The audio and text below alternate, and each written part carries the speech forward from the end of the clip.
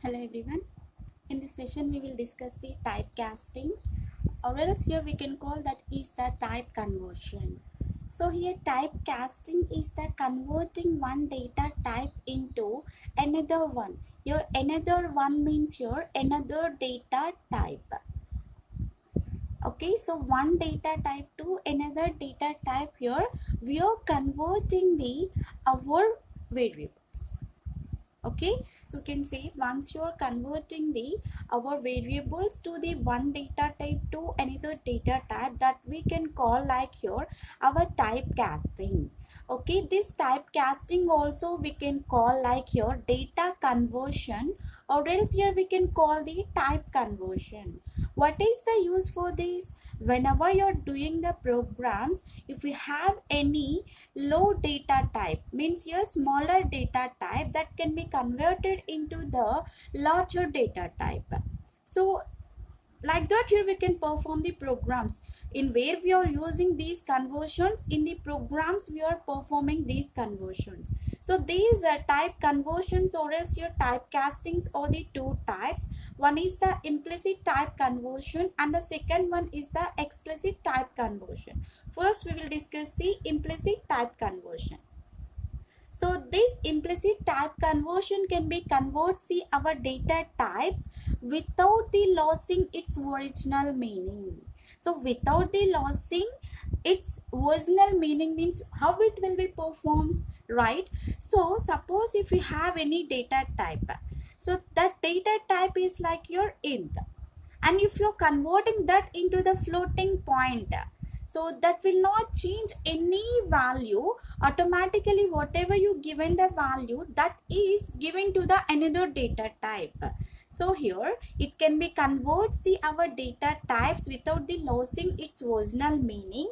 And also here uh, in this typecasting here we have, when you need to be change the data types without the changing of the any significances, or else it may be values, those will be stored inside of the variable into this implicit type conversion. Suppose if you are using the implicit type conversions, these all happens in the automatic manner, and also we can call this is the automatic conversion. Implicit type conversion also we can call like your automatic conversion. Without the interaction here it will be converts automatically. So that's what here we can call the automatic conversion also. And here whatever you have the rules, everything you have to be follow for the implicit type conversions. And here the process can be done in the form of your smaller data type to the larger data type. Okay, the process can be done into this here, the smaller data type to the larger data type. Smaller data type, your data means your data type, to larger data type. So what we have the smaller data type and what we have the larger data type, right? So first, before knowing to this here, you need to be know what we have the data types. So that is already given in the description, you can check once. So here first we know what we have the data types, like your int, float, double, like this we have. So here it comes to smaller to the larger data types. For example, here I'm choosing the byte. Byte will be having the 1 byte of memory, right? So and this byte can be converting into the short. Okay, you can mention here this byte can be converting into the form of short. It will be having the 2 bytes of memory, and just I'm taking the simple only. So normally we will be having the unsigned int everything, but I'm writing only like this. Byte can be converting into the short, and the short can be converting into the integer, and this integer can be converting into the floating point, and this float can be converting into the double. This double can be converting into the form of long double. Okay, if you're giving the values in the byte format, the byte can be converting into the short, and the short can be converting into the integer point, and the integer point can be converting into the float, and the float can be converting into the double can be converting into the long double. So these all done by the without the losing of the original data. If you are giving the value like 10, so that same like that only it will take the value. Okay, the float and double, these means here just it will be adds the fractional point like here with a 0 like that. Okay, it will not lose any data. So for example, you can see here we have, suppose if we have any unsigned char, you can see after the byte also we can include the characters. So means here the character data type is also converting into the our integer.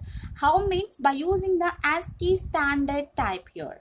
Okay, so here we have the some ASCII values for the our alphabets, right?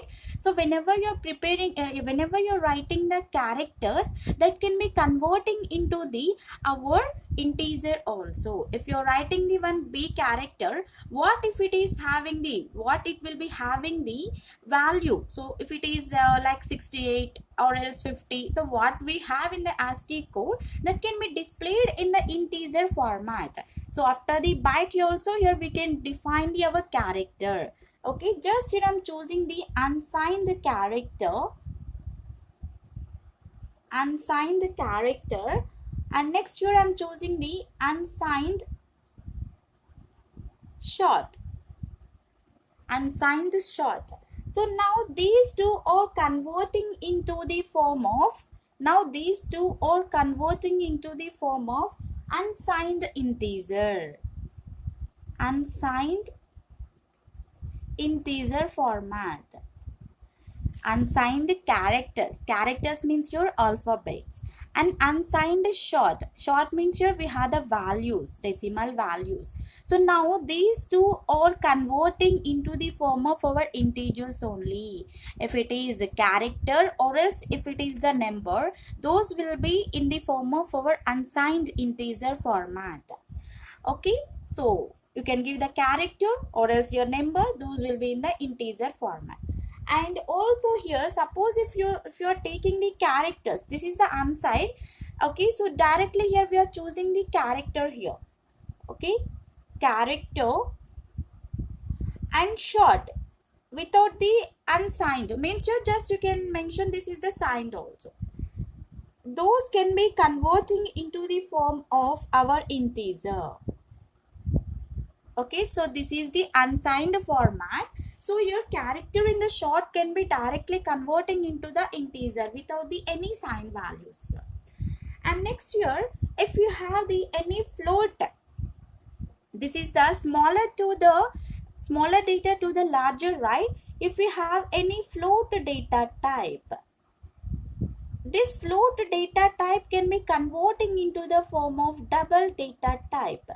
And if you have any integer data type, that can be converting into our floating point. And if you have any double data type, that can be converting into the long double manner.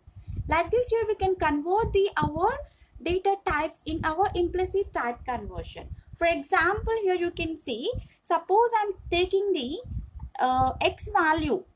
In the int x value I'm choosing the 10. Okay, right. Now here I am converting this into the floating point. Float y is equals to, we need the y is equals to the x. Okay, here we need the float value. It can be shows the y is equals to x.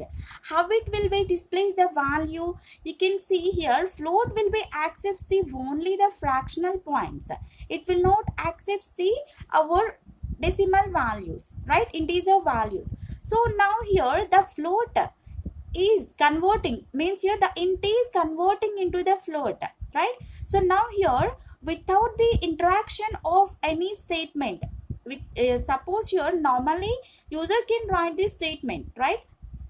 But here the automatic conversion will be done in this process. The integer is automatically converting into our floating point. So means here already we have the x value, but in the output what we will get here, y is equals to the 10.0. Here there is no changes and it is not losses any data. You can observe herely. Just here we added the 0, not any point. So with the 0 any value no here. Right? X equal to the 10, but in the fractional point it took the point 0. Okay, so just you can place your, yes, it is 10 only. But instead of that here we added the point 0. So here like this, it can be converting our process. So here this conversion we can call, or else this automatic conversion we can call the implicit type conversion. Just see the one example program for this implicit type conversion. Okay, so just see the programmatic for this. So here we have the main method, right? So in the main method I am giving the short data type. Here this is the data type, and here a is the variable, and here 10 is the value. Here short is having the one variable a, and that a is having the value is like your 10, right? So now here whatever we given the value, that can be displayed in our output, right? Yes, you can see. And again I'm taking the int b. So integer, so this is also our data type, right? So here after the short only we are getting the int, means small to larger we are converting. And next here I have the b. So this is also our here variable, another variable. A is one variable and b is one variable. But here we assign the a value. Here we don't have any b value. So that's what here I am giving the b equal to the a. Now here the b value is also similar to the a value. Whatever we have the a value, that is equal to the our b. Means here now b is equals to 10, right? You can see in the printf here I'm giving the first a value. So here you can see this is the our arguments. In the printf here we are giving the arguments. Whatever you have the a value, that can be displayed. So first here in the output the a value will be displayed. What we have in the a value? 10, right? And next you can see in the printf we have the b value. So what it will be displayed in the b value? It is also displaying the value will be like this. Why? Because here we giving the b is equals to a. This is our statement. From this only we can observe without losing of data, here we got the value. In the short is converting into the integer, but here there is no losing of data. You can observe clearly. 10 is converted to 9, no, and 10 is converting to the 11, no, and it is any decreasing point at least 0.001, no, nothing changes there in this process. Means here, so here by using the implicit type conversion we cannot lose any data. So we can simply perform whatever we need. And next here second one we have the explicit type conversion. Okay, so here this explicit type conversion will not means your whenever you're converting the data type here, it will lose the meaning. Implicit type conversion is not losing any data whenever you're performing the, like you're changing the one data type to another data type. But you're in the explicit type conversion, whenever you're changing the one data type to another data type, it can be losses the some data.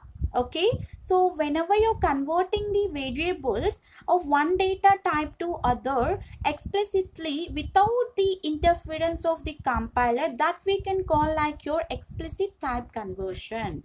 So but in this here we can lose the our data. Okay, here we can lose the our data comparing to the implicit. Here in this we are losing the data. How we can lose the data? By using this here.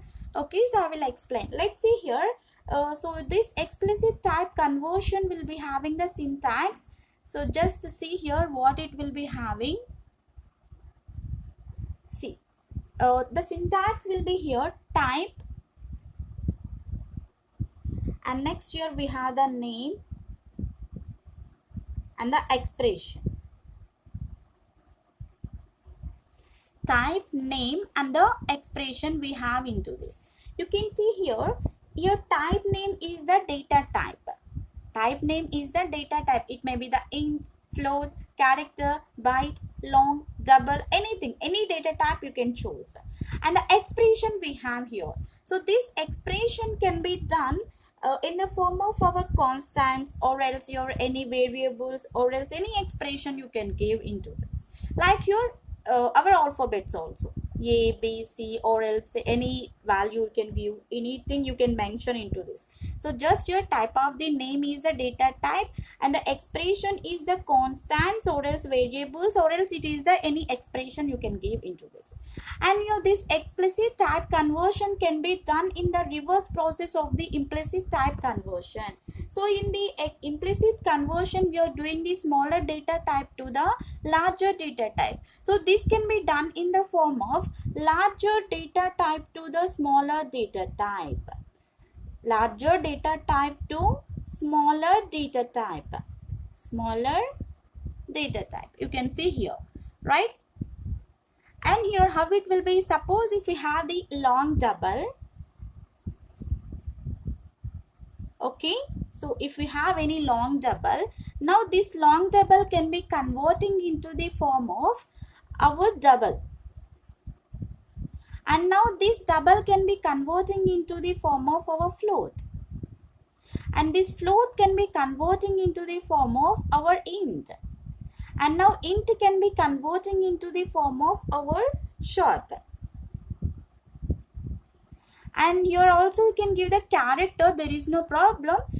So in the previous year we didn't give, right? So now I am giving character can be converting into the byte format. Like this also we can mention. So in that we given like your byte, after that your short, right? Now you can mention here, there is no problem. So the long double can be converting into the double, and the double can be converting into the float, and the float can be converting into the integer. Integer is converting into the short. Short is char, and the char is byte. Now you can see, if you're converting the larger data type to the smaller data type here, we will lose some data. We will lose some data. How means I will explain. Let's see here within the program. So you can see the programmatic for this. So here I am choosing the float and the int. These two are our data types. Float and the int. These two are our data types. And here I took the A and the B. These are our variables. A and the B are our variables. And here I took the value of A is the 1.2. 1.2. Now we have the A value, but here we don't have any B value. So by the A value only we can identify our B value, right? So you can see here how it will be performs our value now. So let's see here. Here we have the int B. Okay, here we have the int B.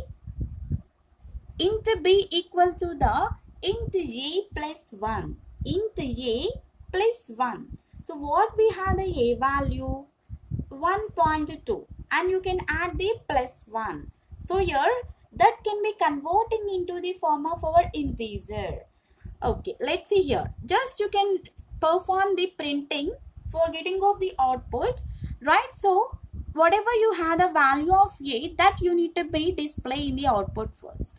After that, here whatever you got the value by the statement int B equal to the int A plus 1. By that statement, whatever you got the value, that you can place our B value. So now you can see what we will be get here in the output section. Just you can see first here what we have the A value. So that is like your floating point, right? It will take the value is like your value of A. So just I am writing the A directly. Value of A is the 1.2. So this is the floating point, right? After 2 here it will be adds like your zeros, otherwise your 1.2. Okay, just you can mention like this. After that here we have the B value. So how we will get the B value? Is this 1, or else is this 2, or else here it may be the 1.2. That is our question, right? There is no problem. So see here we have the one statement that is A plus 1. So first here take the A value. What we have? 1.2. And plus 1. Do the 1 plus 1. So here we will get the 2.2. 1.2 plus 1. Okay, means here 1.2 plus 1.0 means we'll get the 2.2. So means here whatever we had after fractional, that will not accepted by the our integer, means it can be removes the 0.2, it can be displays the our output will be the 2. Our output will be the 2. Integer will not accept the our decimal real points, means your fractional points.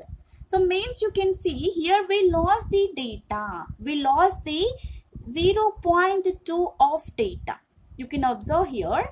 So just you can see here we have the a 1.2, and next year we are adding the 1, that is like your 1.0.